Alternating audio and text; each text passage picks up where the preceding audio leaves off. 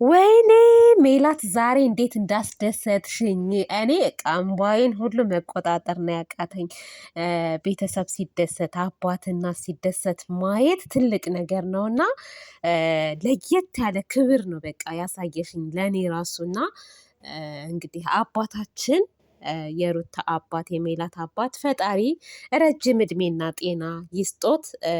ምርጥ አባት፣ ግርማ ሞገስ ያላቸው፣ ስርዓት ያላቸው፣ ለራሳቸው ክብር ያላቸው አባት፣ ካነጋገራቸው ራሱ የሚለዩ አባት ናቸው። እውነትም ምሁር ናቸው አባቴ ብላለች ሜላት እና እውነትም ምሁር ናቸው። ከአመት አመት ያደርሳችሁ፣ ከቁጥር አያጉላችሁ። በቃ እድሜውን ጤናውን ይስጣችሁ። ለትልልቅ ሰዎች እድሜና ጤና ነው መመኘት፣ ሀብት አይደለም። እውነት እና ደስ የሚሉ አባት ናቸው። ሜላት ጥሩ ነገር ነው ያደረግሽው። በቃ ቤተሰቦችሽ በህይወት እያሉ እንደዚህ አድርገሽ ማስደሰትሽ ትልቅ ነገር ነው። ሁላችሁም በቤተሰቦቻችሁ ተመረቁ።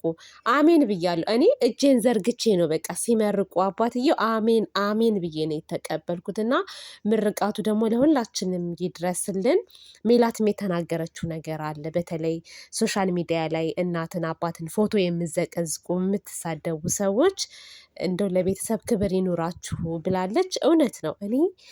እኔ በበኩሌ በጣም ነው የምጸየፈው ይሄ እናት አባትን መሳደብ፣ ፎቶ መዘዘቅ እንደ ነውር ነው የማየው እና ስለዚህ ሜላት እናት አባቷ እንዳስደሰተች እናንተም ደግሞ ቤተሰቦቻችሁን ማስደሰት አለባችሁ። ቤተሰብ የሩታ አባት ምርጥ አባት፣ ደስ የሚሉ አባት ናቸው። ረጋ ያሉ አላቅም እንግዲህ ያው ታውቃላችሁ ሶሻል ሚዲያ ላይ የምናየው ነገር እነማዘር ጓጓጓ ሲሉ እናያለን።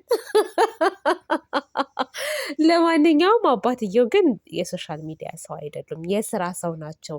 በዚህ እድሜ ለምንድን ነው የምትሰራው? እረፍት አድርግ ራሱ ሲባሉ ኖ በፍጹም እኔ እረፍት አላደርግም፣ ስደክም ብቻ ነው እረፍት ማድረግ ያለብኝ፣ ህዝቤን ማገልገል አለብኝ፣ መስራት አለብኝ ብዬ እየሰራው ነው ያለሁት ብለዋል። ጎበዝ አባት፣ በቃ ጠንካራ አባት። የእውነት አያችሁ መምህር ማለት በቃ የነገን ትውልድ እየመነመኑ እየኮተኮቱ ልክ እንዴት ነው እጽዋት ወይንም የሆነ አበባ የሆነ አትክልት ኮትኳች ከሌለው ውሃ የሚያጠጣው ከሌለው እንደማይበቅል ታውቃላችኋ፣ ደርቆ እንደሚቀር እነሱም ህፃናትን ኮትኩተው አልምልመው ነው ለቁም ደረጃ ነው የሚባለው የሚያደርሱት ማለት ነው። እና ስለዚህ መምህራኖች፣ ክብር ለመምህራኖች። በአሁኑ ሰዓት መምህራኖች ደሞዛቸው ዝቅተኛ ነው፣ ክብር አይሰጣቸውም። ደሞዛቸው ራሱ ይሄን ያክል አይደለም የመምህራን ደሞዝ ማለት ነው። እና ክብር ይገባቸዋል። እንደው መምህር ሲባል ትዝ ያለኝ ማን እንደሆን ታውቃላችሁ?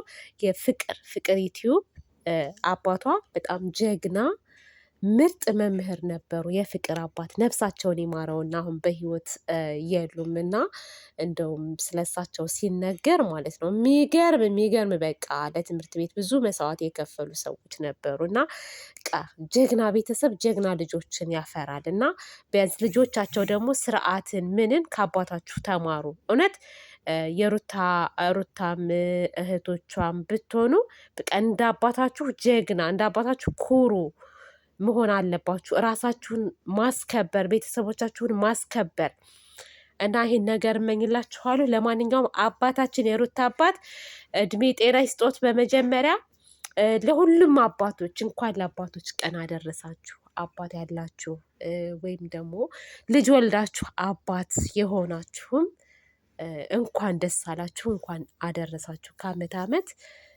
ያደርሳችሁ እና ውዶቼ ማሮቼ ባይ ባይ።